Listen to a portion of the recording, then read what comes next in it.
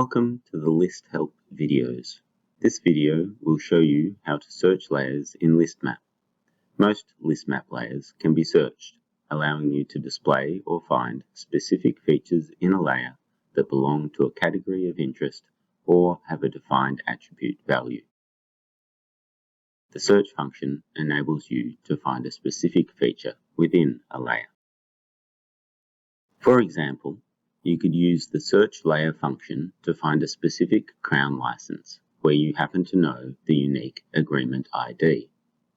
To start, select the Filter or Search Layer button.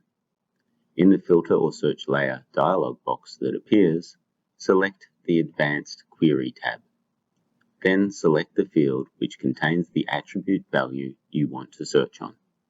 A pop-up window appears stating that the maximum number of distinct values has been reached. This simply means that the field you are searching on has a large number of unique values. You can safely disregard this message and click OK. I can now select the Agreement ID field and click Add. Next, select the equals sign. Finally, select a distinct value and click Add. Don't worry if this is not the number you wish to search on. We can change that in the next step. Now, edit the Agreement ID value to the one you wish to find in the search text box. In this case, I want to find Agreement ID number 2250, and then click on the Search button. The search will return all features that match your search criteria in a pop-up search layer results box. Clicking on individual search results will make LISTmap zoom to that feature.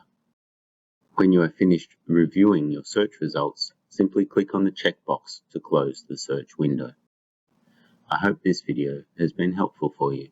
If you found it useful, please like it below and subscribe to our channel by clicking on the link in the top right corner of your screen.